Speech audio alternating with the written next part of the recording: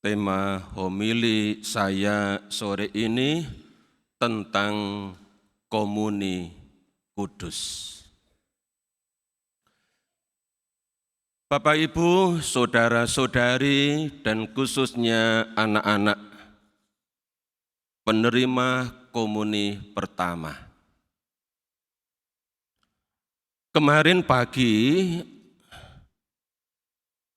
ada sekitar 180-an anak menerima komuni pertama.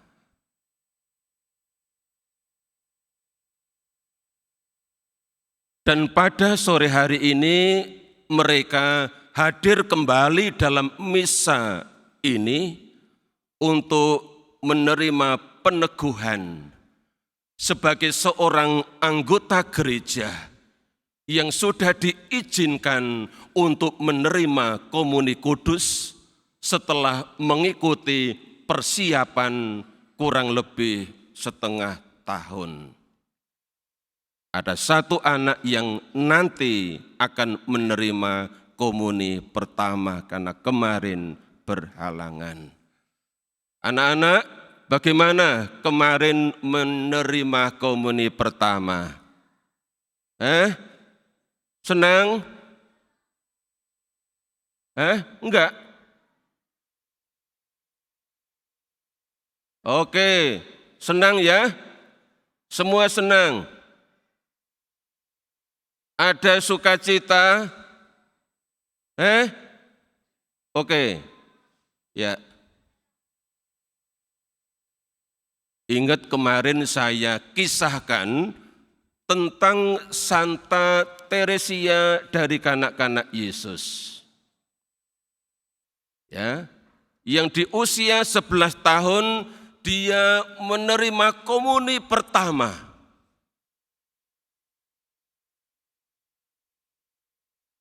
Yakni pada 8 Mei 1884.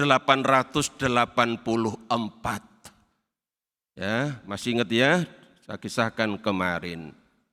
Nah, Teresia kecil ini ketika menyambut komuni pertama pada hari itu, 8 Mei, dia mengatakan, akhirnya tibalah saatnya, hari dari segala hari.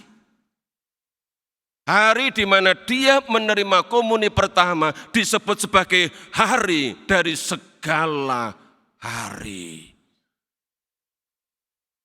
Dan itu tidak pernah ia lupakan. Nah, kemudian dia menerima komuni kedua kalinya itu pada hari raya kenaikan Tuhan. Yang waktu itu tahun 1884 jatuh pada tanggal 22 Mei. Artinya 2 minggu kemudian Teresia kecil baru menyambut komuni untuk kedua kalinya. Kalah sama kalian, ya.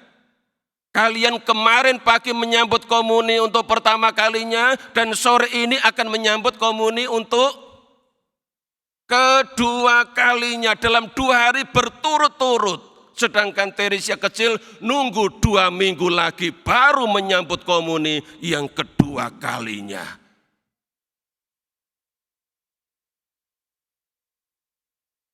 Gimana? Gembira enggak? Senang enggak kalian menerima komuni dalam 2 hari berturut-turut? Iya, mestinya begitu, ya, gembira, senang, bersukacita, ya, 2 hari berturut-turut boleh menyambut komuni kudus. Perhatikan anak-anak, ketika Teresia kecil ini menyambut komuni yang kedua kalinya dia bilang begini, sejak menerima komuni yang kedua kalinya, kerinduanku untuk pergi ke misa kudus dan menyambut komuni kudus bertambah. Ya, ini yang dialami oleh Teresia. Sejak menerima komuni kudus kedua kalinya, keinginanku untuk pergi ke misa kudus dan menyambut komuni kudus bertambah. Maka saya minta kepada anak-anak yang 180 anak ini, ya, dengan menerima komuni pertama, dengan menerima komuni yang kedua kalinya, keinginan kalian untuk pergi ke misa kudus, pergi ke gereja dan menyambut komuni kudus juga bertambah. Gimana? Bersedia? Bersedia? Keinginan untuk pergi ke misa kudus bertambah. Mau enggak? Mau sebelah sana, sebelah sini gimana? Mau enggak? Oke, terima kasih. Bapak Ibu saksi ya, anak-anak mau, ya, ingin ya, pergi ke gereja lebih bertambah, lebih bersemangat. Karena boleh menyambut komuni kudus. Nah, Bapak Ibu yang lain yang sudah lebih banyak lagi menyambut komuni setiap kali merayakan Ekaristi. Gimana? Apakah kerinduan untuk pergi ke gereja juga bertambah? Atau biasa-biasa saja? Podo wae, Romo. Wis biasa, terlalu lama sambut komuni.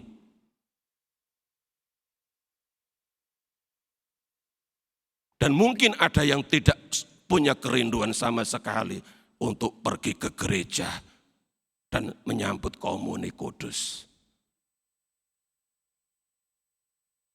Saya ingat akan kata-kata Santo Agustinus, seorang kudus asal Hippo, Afrika Utara.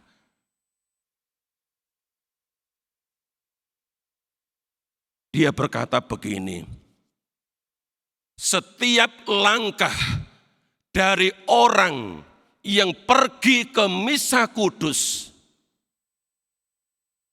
dihitung oleh seorang malaikat Tuhan. Sekali lagi, setiap langkah dari orang yang pergi ke misa kudus dihitung oleh seorang malaikat Tuhan.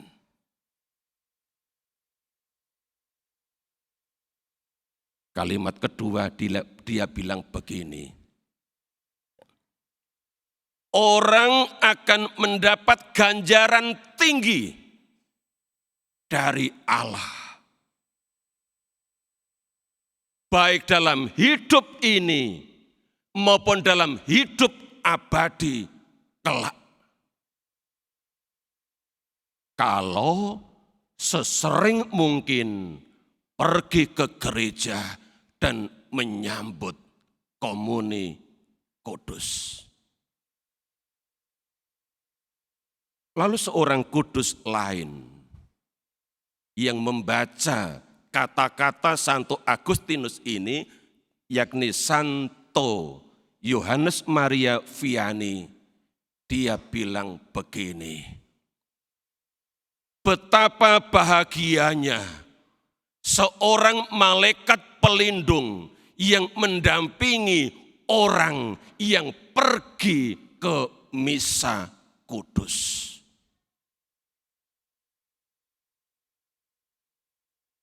Jadi kalau Bapak Ibu sore ini pergi ke gereja, ke misa kudus, ada yang menghitung setiap langkah kalian. Dan kita tidak pernah tahu itu. Dan pergi ke gereja, merayakan Ekaristi, menyambut komuni kudus, tidak pernah sia-sia.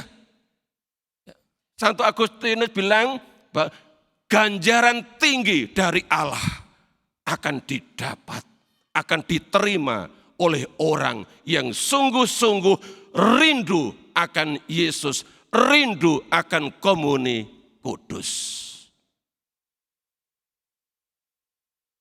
Karena itu mari Bapak Ibu, saudara-saudari yang dikasih Tuhan, lewat perayaan Hari Raya Tubuh dan Darah Kristus ini, kita bangun sebuah kerinduan baru untuk merayakan Ekaristi, untuk menyambut komuni kudus. Ini penting untuk hidup kita, ini penting untuk pertumbuhan iman kita makin hari makin dewasa. Di gereja ini ada peserta seminar dasar kedewasaan Kristiani yang sore tadi telah mengakhiri seminar mereka. Saya tidak hadir, saya tidak ikut, tapi saya sudah membaca materinya. Dalam buku ini, bahan seminar dasar kedewasaan Kristiani, disebutkan, dijelaskan tentang langkah-langkah positif menuju iman yang dewasa. Langkah-langkah positif itu pertama, doa, yang kedua, sabda Allah, yang ketiga, bacaan rohani, yang keempat, lingkungan yang kondusif, yang mendukung bertumbuhnya iman. Saya baca, lalu saya renungkan, di mana poin tentang Ekaristi? Kok ora ono? Tidak ada. Padahal Ekaristi itu penting banget. Iman akan kerdil, iman akan mati tanpa disuplai oleh nutrisi yang disebut Ekaristi. Termasuk di dalamnya komuni kudus. Paus Yohanes Paulus II dalam ensiklik tentang Ekaristi, dalam hubungannya dengan gereja, di bagian awal kalimat pertama, kalimat pembuka, pendek bunyinya, gereja hidup dari Ekaristi. Gereja hidup dari Ekaristi. Gereja bertahan sampai sekarang, bisa berkembang sampai sekarang, itu karena Ekaristi yang di dalamnya termasuk sabda Allah yang didengarkan, yang dijelaskan, yang direnungkan, yang dihayati dalam kehidupan sehari-hari. Sabda Allah penting, Ekaristi, komuni kudus penting. Dua hal yang tidak bisa dipisahkan. Sabda saja, komuni no, tidak. Atau komuni saja, sabda tidak, no, tidak. Keduanya adalah bagian yang tidak bisa dipisahkan. Keduanya adalah bagian penting. Meja sabda penting, meja Ekaristi penting. Dua meja ini tidak bisa dipisahkan, punya gandengan yang sangat erat antara liturgi sabda dan liturgi Ekaristi. Ini perlu kita pahami bersama. Karena sabda Allah yang kita dengarkan, yang kita renungkan, yang kita mengerti, yang kita hidupi, akan membuat iman kita makin hari makin bertumbuh, makin berkembang, makin dewasa. Dan disatukan dengan Ekaristi atau komuni kudus.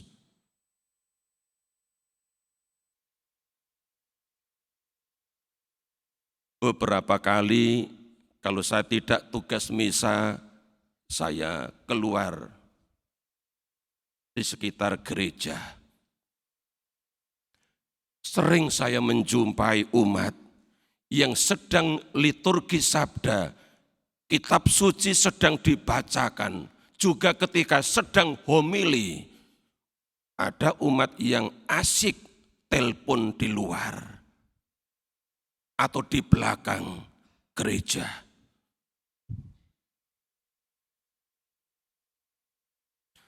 Telepon, komunikasi dengan dunia luar jauh lebih penting dibandingkan mendengarkan sabda dan homili.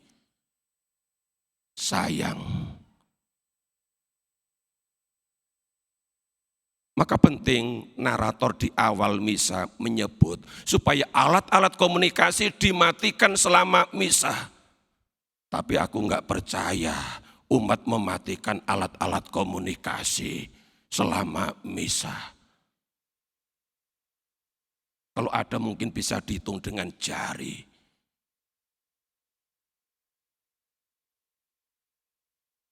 Ekaristi, sungguh-sungguh peristiwa yang penting. Ekaristi adalah hidup gereja. Maka baik kalau waktu untuk misa kurang lebih 1/4 jam atau 1,5 jam. Kita gunakan dengan baik. Kalau perlu alat komunikasi off, jangan dipegang. Waktu untuk Tuhan jangan dikorupsi untuk main handphone, untuk main game di gereja. Persembahkan waktu terbaik kita. Dari 24 jam per hari, paling tidak 1,5 jam. Kita persembahkan kepada Tuhan untuk merayakan Ekaristi dengan kusuk. Jangan dikorupsi dengan menyibukkan diri dengan HP selama misa berlangsung. Maka Bapak Ibu Saudara-saudari, mari kita hidup dari sabda Allah, kita hidup dari Ekaristi, kita hidup dari komuni kudus. Kita menyambut Kristus sendiri, sabdanya dan tubuhnya. Seperti yang tadi dalam Injil kita dengarkan, Yesus berkata, terimalah, inilah tubuhku. Yesus memberikan tubuhnya. Lalu dia juga berkata, inilah darahku. Darah perjanjian yang ditumpahkan bagi semua orang. Pemberian diri Yesus total. Tubuh dan darahnya, sabdanya diberikan untuk kita supaya kita hidup olehnya. Anak-anak yang nanti akan menerima komuni untuk kedua kalinya dan satu anak akan menerima komuni untuk pertama kalinya. Mari kita semakin mencintai Yesus dengan cara semakin mencintai Ekaristi, rajin pergi ke gereja untuk merayakan misa kudus, dan dalam misa kudus kita sambut komuni kudus yang tidak lain adalah menyambut Kristus sendiri. Tuhan memberkati.